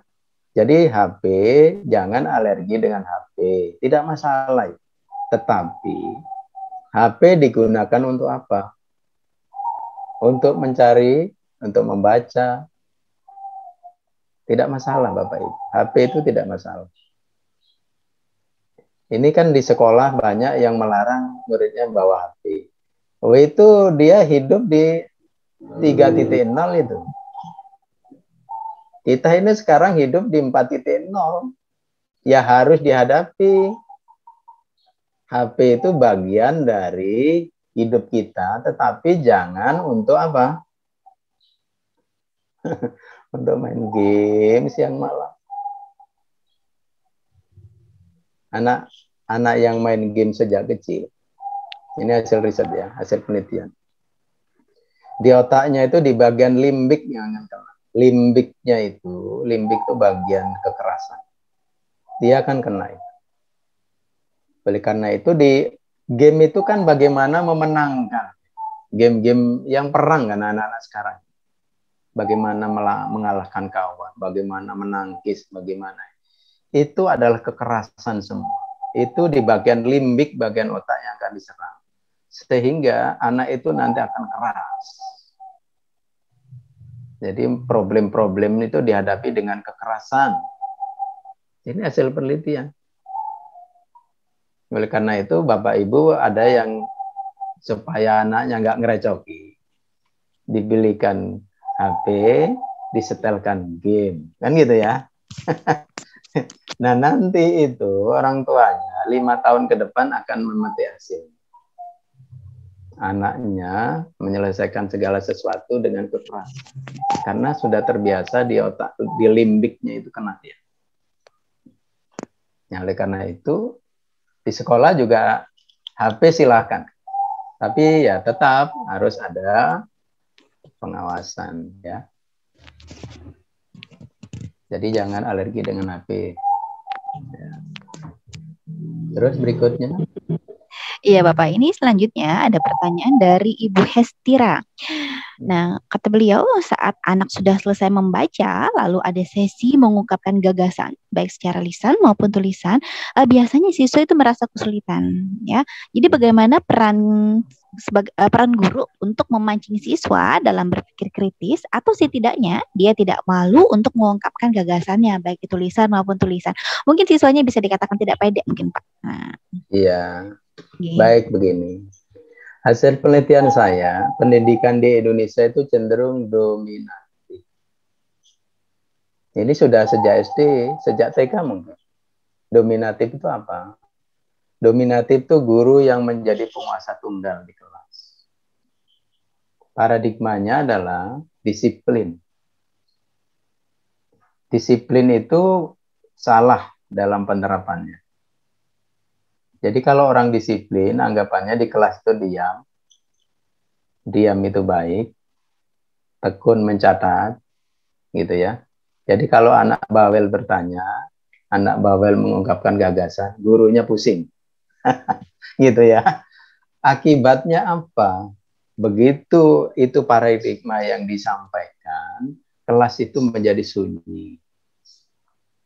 Karena ada anekdot itu. Ada kelas ramai, kepala sekolahnya marah-marah datang. Ini kenapa sekolah kelas A ini ramai sekali, ini mengganggu kelas sebelah. Padahal diskusi. Nah, anekdot ini menunjukkan bahwa ideologi di sekolah itu masih dominatif tadi. Belum seperti yang diinginkan oleh Paulo Freire tadi. Jadi kalau gurunya ngomong, anak diam lalu mencatat, itu dianggap kelas yang baik. Nah, itu yang salah. Akibatnya apa? Ketika disuruh bertanya, mengungkapkan gagasan. Serba takut dia. Takut salah, takut ini. Karena sering saya kalau menatar itu membuat anekdot. Ketika masuk kelas, gurunya itu, muridnya berbisik. apa warna gigi guru kita ini? Guru kita ini warna giginya apa ya? Artinya apa? Susah tersenyum gurunya di kelas. Sampai giginya warnanya apa itu muridnya nggak tahu. Padahal kelas yang memungkinkan anak bertanya, anak mengungkapkan gagasan, gurunya tidak mudah menyalahkan. Gurunya memberi penguatan. Mau salah kah? Mau tidak kah? Itu diberi penguatan. Tetapi tetap ada nanti pelurusan. Jadi janganlah di kelas itu anak itu takut. Ini yang sering terjadi. Akibatnya apa? Seperti yang dikatakan tadi, susah anak suruh berbicara. Susah mengungkapkan gagasan. Jadi pancing. Cara mancingnya, ya mungkin guru punya kreativitas masing-masing. Ya. Yang penting adalah jangan sekali-kali memutuskan bahwa anak itu gagasannya dipatah. Jadi ada di buku saya itu kan saya ungkapkan. Ketika ngajar, gurunya itu sudah bagus. Anak-anak, siapa yang bertanya? Nah ini kan bagus gurunya ya, memberi kesempatan anak bertanya. Setelah itu ada yang bertanya, Bu, kenapa di belakang rupiah itu ada koma 00? Begitu kan? 5.000 rupiah itu di akhir itu kan ada koma 00 ya. Muridnya bertanya kan, memang tidak tahu. Lalu gurunya mengatakan, nah ini pasti kamu tadi tidak mendengarkan penjelasan ibu. Masa begitu saja yang ditanyakan? Ini bukti bahwa gurunya itu tidak humanis. Caranya apa? Oh, bagus ini. Pertanyaannya bagus. Adakah yang bisa membantu ibu menjawabkan? Nah, begitu kalau kelas humanis. Kelas wacana kritis. Tampaknya gurunya tadi, setelah saya pikir-pikir, mungkin nggak tahu jawabannya sebenarnya. Lalu dia karena dominatif marah dia. Seharusnya begitu. Siapa yang bisa ya? Masa begitu saja nggak bisa? Hah. Gitu. Kalau misalnya terpaksa nggak ada yang menjawab, kalau begitu PR ya. Begitu PR, gurunya sempat mencari ejaan. Janganlah mematikan semangat anak untuk bertanya di kelas. Ya. Guru itu kata Paulo Freire itu fasilitator, sahabat siswa di kelas. Nah, itu jawaban. Yang berikutnya dari Ibu Rusdiana, Inggi. Sebagai seorang guru, Ibu Rusdiana dan kawan-kawan mungkin sudah sering membiasakan siswa untuk membaca Bapak. Nah, masalahnya mungkin kurangnya dukungan dari orang tua siswa di rumah. Apakah mungkin karena faktor ekonomi dan sebagainya sehingga anak tersebut tidak biasa untuk membaca. Ini bagaimana Bapak? Ya, jadi ini memang persoalan pelik ya. Kalau sudah persoalan ekonomi.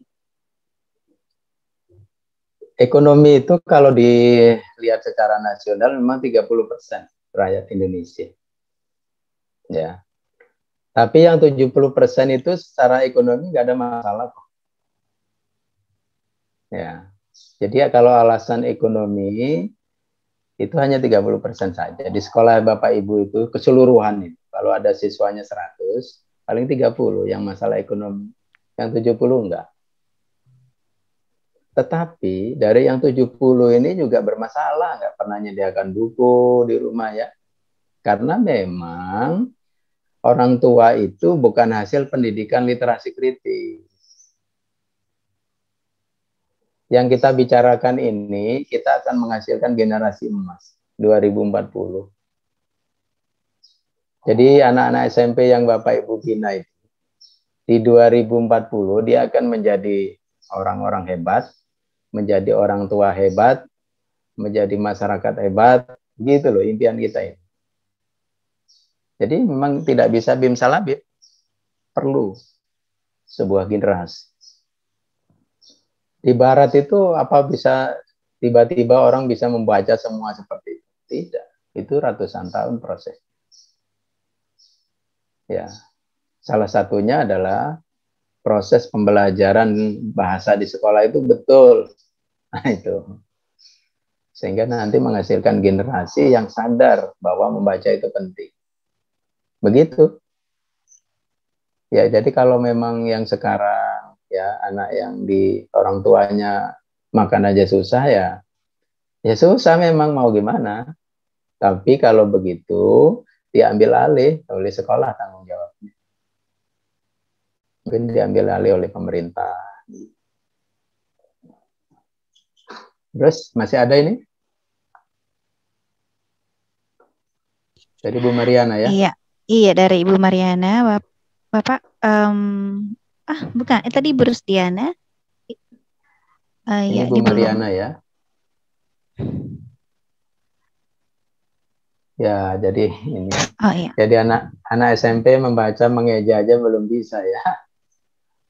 Ya, ini akibat sistem pendidikan yang harus naik terus ya. Kelas 1 harus naik kelas 2 dan seterusnya. Sampai SMP akhirnya membaca aja belum bisa. Nah, sebenarnya membaca itu sudah selesai di kelas 3 SD, Bapak Ibu. Itu kalau pembelajarannya benar. Ya. Karena di kelas rendah memang mungkin masih belajar huruf, ya, kata, tapi begitu kelas tinggi, mulai kelas 4 itu sudah harus lancar membaca. Nah, oleh karena itu, ya ini bersistem kesalahannya. Oleh karena itu, pendidikan dasar harus membenahi diri. Sekarang ini, kalau ada anak tidak naik kelas itu sepertinya tabu kan ya. Otomatis kalau begitu kelas 5 naik kelas 6, gitu loh. Kenapa harus tabu? Ya, karena sistem. Nah, seharusnya kalau memang tidak bisa, sebenarnya pelajaran membaca itu mudah. Saya dulu kelas 2 udah lancar membaca, karena kelas 1 SD gurunya sudah mulai membuat kartu kata. Wah, hebat guru saya. Jadi dia punya karton-karton, dia gunting. Ini guru kelas 1 ya. Dulu itu guru kelas 1 itu kepala sekolah yang aja. Berarti memang guru yang hebat. Jadi digunting karton-karton itu, ditulis itu. S-U, su. P-U-R, pur. S-E gitu. S-E, se, P-U-R, sepur. Ditulis. Lalu kalau mau pulang, ditunjukkan kartu itu. Siapa yang bisa membaca kartu ini, nanti pulang. Begitu. Jadi ditunjukkan. Sepur. Di kartunya itu kan tulisannya sepur. Jadi yang bisa membaca pulang. Nah, ada kata apa lagi? Yang nggak bisa membaca, pulangnya akhir. Padahal sekolahnya 5 kilo. Jauh. Harus sama dengan kawan. Akhirnya apa? Kerja keras di rumah. Seminggu bisa baca itu. Nah, begitu. Itu guru, saya pikir guru saya ini hebat. Itu tahun 70 loh ya, seperti itu. Kalau sekarang membuat PTK-nya penggunaan kartu kata untuk meningkatkan kemampuan membaca gitu ya. Kalau dulu tahun 70 sudah PTK ternyata guru saya.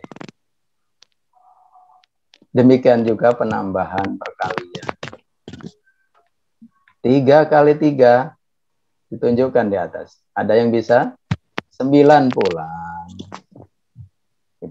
Sehingga perkalian seminggu hafal sampai 9 kali 9. Nah, sekarang anak SMP 9 kali 8 nggak ngerti. Iya kan? Berarti sistem pendidikan harus kita benahi. Ya. Oleh karena itu bersistem itu sejak SD membacanya juga beres. Membaca itu urusan sederhana kalau gurunya bisa mengajar. Ya. Begitu. Itu dari Bu Mariana.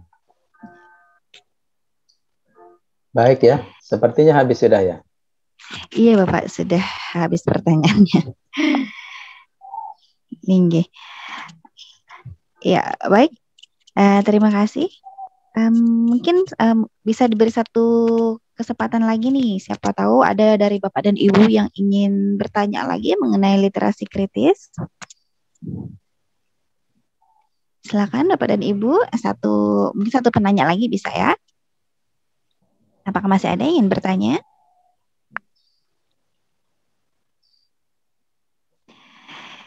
Iya, Dari Bu Bapak ini Dita, ada ya? pertanyaan dari Ibu Dita. Jadi di sekolah Ibu Dita gitu ya, di SMPN 3 Banjarmasin biasanya diadakan gerakan literasi selama 15 menit membaca bersama sebelum pembelajaran untuk meningkatkan minat membaca siswa. Namun sekarang sudah mulai berkurang katanya. Jadi bagaimana solusinya atau ada saran dari Bapak nih untuk kembali meningkatkan minat baca di sekolah Ibu Dita ini gitu. Apakah ada indikator yang perlu ditambahkan mungkin di program literasi?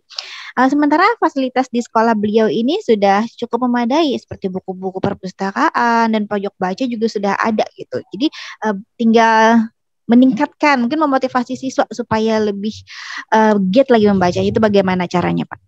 Baik ya. Saya kira SMP 13 ya. SMP 3, Pak. SMP 3 itu bagus ya. Jadi program literasinya sudah bagus. Ya, kalau memang sudah punya pojok baca dan seterusnya, dan itu programnya ya harus dilanjutkan sebenarnya. Tapi persoalannya kan begini. Anak-anak membaca dan tidak, itu tidak ada evaluasi kan? Tidak ada evaluasi. Seandainya guru bahasa Indonesia jadi menugasi anak membaca, lalu disuruh mengungkapkan apa judul bacaannya, apa isinya, begitu ya. Ada buku tentang itu untuk mengecek itu. Oh, pasti anak betul-betul membaca itu. Literasinya bagus. Nah, selama ini kan hanya pokoknya membaca saja. Ya, membaca begitu. Sehingga apa targetnya itu tidak begitu tampak. Ini ada hasil PTK ya, oleh guru yang di Jawa. Hasilnya sangat bagus. Jadi memanfaatkan pojok baca untuk meningkatkan minat baca. Pojok baca. Jadi di pojok baca di sekolah-sekolah sudah dibuat. Lalu dibuat PTK-nya. Jadi dibuat itu langkah-langkah pembelajaran, langkah PTK-nya. Jadi apa yang harus dilakukan siswa, ya tahap awalnya apa, setelah itu dievaluasi dan seterusnya. Jadi berjalan sekian bulan, minat baca anak itu meningkat. Sehingga anak itu kalau tidak membaca, kalau tidak mengunjungi pojok baca itu, dia merasa ada sesuatu yang kurang setelah diwawancara dan sebagainya. Sehingga dia haus bacaan. Akhirnya sekolah kewalahan itu menyediakan bacaan-bacaan baru gitu ya. Nah sekarang bisa diatasi, tidak harus pojok baca itu disediakan saja mungkin komputer untuk mengeksplorasi bahan bahasan di internet. Tadi disediakan 45 komputer, kan sekolah bisa mengadakan itu. Sehingga bacaannya terus berkembang. Sebab kalau pojok baca itu bacaannya tidak berkembang, ya anak-anak akan bosan ya. Ya, oleh karena itu PTK yang pernah saya baca, wah ini bagus ini. Jadi anak-anak itu selalu haus misalnya membaca koran, tiap hari mencari dia. Ya, setelah adanya pembiasaan dengan PTK tadi. Jadi begitu Ibu ya, saya kira pojok baca yang ada ya dilanjutkan lah. Tapi harus diprogramkan bersistem, jangan hanya 15 menit baca, tapi yang dibaca itu harus ada dilaporkan. Nah ini guru bahasa Indonesia bagus. Apa yang dibaca, apa isinya, gitu. Ini kan dalam rangka menumbuhkan minat dan literasi. Gitu. Ini Sriani ya. Iya Bapak, dari Ibu Sriani. Sejak SMA, beliau pernah mengajarkan membaca untuk beberapa ibu-ibu yang buta huruf dan mengajar membaca untuk anak beliau juga dan sukses katanya. Kelas 1 SD sudah belajar membaca. Namun sangat sulit mengajar menulis bagi orang lain. Nah, seperti apa itu, Bapak? Nah, menulis ini satu tingkat kompetensi yang lebih sulit daripada membaca. Ya, oleh karena itu perlu sistem ini. Oleh karena itu, ini juga minat menulis dimulai dari yang sederhana. Contoh, ada pendidikan yang menggunakan begini. Meningkatkan kemampuan menulis dengan menyusun buku harian. Nah, itu. Ternyata buku harian itu jangan diremehkan. Itu adalah pelajaran menulis yang hebat. Kenapa? Karena di buku harian itu dia mengungkapkan gagasan, pikiran, perasaan, semuanya di situ. Nah, oleh karena itu guru membuat program misalnya model buku yang baik seperti apa. Nah, misalnya. Jadi dimulai dari yang sederhana, membuat buku harian. Buku harian itu menulis, Bapak. Menuliskan gagasannya, menuliskan perasaan apa yang dialami hari. Anak Indonesia tidak ada yang punya buku harian. Tidak ada itu. Kalau orang Barat, ada buku hariannya itu. Ya, ada. Pembelajaran menulis buku harian sayangnya dihapus di Indonesia. Dulu pernah ada. Ya, dari yang sederhana menulis buku harian. Nah, setelah itu, ya pembelajaran menulis yang ada di KD-KD itu, ya memang ditagih. Disuruh menulis anak-anak itu. Dan memang risikonya guru itu sangat berat. Kalau dia menyuruh menulis, harus mengoreksi. Jangan hanya ditandatangani. Ya kan? Yang ada itu suruh menulis, ditandatangani, ditumpuk lagi. Itu seminggu muridnya bosan menulis. Karena tidak tahu apa kesalahannya, mana yang sudah baik, mana yang tidak. Kalau guru saya kelas 4 tadi, begitu saya menulis disuruh ke depan. Ayo Jumadi ke depan. Saya baca itu. Dengan membaca indah, membaca berperasaan, ya. Jadi kalau saya marah, marah saya. Itu kan membaca indah. Dan saya berani berbicara. Lalu saya menghasilkan tulisan.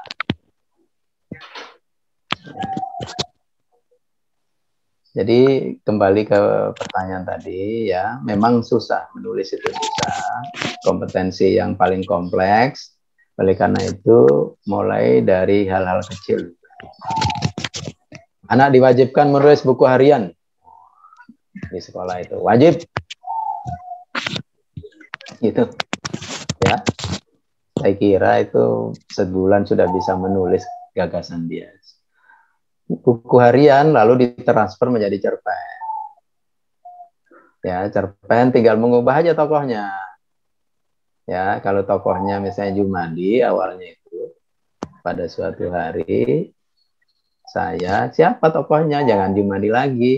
Kalau lancar buku harian, lancar menulis cerpen. Ya. Nah, setelah lancar menulis cerpen, menulis yang lain ya mudah karena sudah bisa menyusun kalimat. Nah, ini saya punya partner ngajar, Bu Paradina dengan Bu Lita. Ini saya minta seminggu lagi tulisannya selesai, ya kan? Karena akan kita muat di jurnal. Ya menulis, ya harus menulis. Ya, begitu Ibu Sri ya. Baik. Iya, terima kasih Bapak, luar biasa sekali. Wah, ini ternyata banyak sekali gitu ya yang tertarik dengan materi hari ini Bapak. Dan ada satu pertanyaan lagi nih Pak dari Ibu Alfisyah Amin. Mungkin ini yang terakhir ya dari Ibu Alfisyah. Ya. Pertanyaan dari Ibu Alfisyah. apakah bisa kita mengadakan kegiatan lomba membaca ya untuk siswa sebagai salah satu solusi untuk menggiatkan literasi di sekolah? Ataukah mungkin ada saran dari Bapak, kira-kira lomba seperti apa yang bisa digiatkan untuk membangkitkan literasi anak-anak kita gitu, Pak? Bagus, ini pertanyaan sangat bagus, Bu Elvisa. Sangat bisa. Kalau dulu ada lomba membaca, dulu ada. Jadi guru bahasa Indonesia, saya kira makruh hukumnya mengadakan lomba dangdut, ya. Jadi kalau ulang tahun sekolah, lomba membaca, lomba menulis itu tugas guru bahasa Indonesia. Jangan sampai guru bahasa Indonesia menjadi juri lomba dangdut. Ya, jadi minat baca, lomba membaca bagus itu tingkat sekolah. Jadi menjelang ulang tahun sekolah, menjelang proklamasi kemerdekaan. Jadi lomba membacanya siapa yang tingkat membacanya tinggi dan sebagainya. Diumumkan waktu upacara. Diberi bingkisan. Walaupun hanya pulpen 1 pak. Tapi itu luar biasa dampaknya itu. Begitu diumumkan kepalanya itu 3 kali lipat besarnya. Merasanya itu ya. Jadi dia ingin berbuat lagi, membuat lagi tulisan yang lebih baik. Kita salurkan anak-anak yang berminat di mading. Jadi mading itu isinya adalah anak-anak hebat, diberi apresiasi oleh gurunya. Tulisan siapa? Lalu anak yang aktif menulis di mading diberi nilai di dalam bahasa Indonesia itu lebih tinggi dari yang lain. Begitu. Yang lomba baca memenangkan lomba baca, diberi nilai yang tinggi, diberi penghargaan. Ini adalah upaya-upaya meningkatkan minat. Dan ini sepi sekali. Jadi guru bahasa Indonesia lebih fasih main organ daripada baca puisi. Itu salah prodi ya, seharusnya prodi Sendra Kasih. Guru bahasa Indonesia itu fasih membuat puisi, fasih menilai puisi, fasih menilai cerpen, fasih menilai anak membaca, begitu. Ya, mudah-mudahan lah. Ini saya berharap sekali. Ini kan guru-guru muda yang akan kita akan menyiapkan generasi unggul dengan literasi kritis. Kalau tidak, kita akan tetap menjadi bangsa yang terpuruk. Jangan-jangan beberapa tahun lagi kita ada di bawah Timur-Timur itu. Bisa jadi ya. Kalau isinya dangdut aja, dangdut memang baik saja ya. Tapi kalau untuk kompetensi menulis, ya. Saya kira itu ya Bapak Ibu ya yang bisa saya sampaikan. Sudah terjawab semua. Saya mengucapkan terima kasih. Mudah-mudahan ini bisa ditindaklanjuti. E-booknya nanti tolong diberikan Bu Faradina ya. Silahkan dibuat PTK-nya, buat grup kalau mau dibimbing silahkan. Saya lagi mohon maaf atas segala kekurangan ya. Saya akhiri. Assalamualaikum warahmatullahi wabarakatuh. Waalaikumsalam warahmatullahi wabarakatuh. Ya, terima kasih Profesor Jumadi yang telah memaparkan materi hari ini dengan sangat luar biasa gitu ya. Mudah-mudahan apa yang kita dapatkan dari Profesor hari ini dapat bermanfaat gitu ya. Terutama bagi kita sebagai seorang pendidik. Baik. Saya selaku moderator pada hari ini mengucapkan terima kasih kepada Bapak dan Ibu dan juga mohon maaf jika saat membawakan sesi tanya jawab ini ada kekurangan dari saya. Baik, terima kasih Bapak dan Ibu. Saya kembalikan kepada Ibu Faradina selaku pembawa acara pada hari ini. Silakan Ibu Faradina. Terima kasih Ibu Lita Lusianti. Baik, setelah berakhirnya sesi tanya jawab kita pada hari ini, maka berakhir pula kegiatan kita di siang hari ini ya. Untuk diskusi yang lebih lanjut nanti bisa kita lanjutkan melalui grup WhatsApp yang sudah kita buat bersama-sama.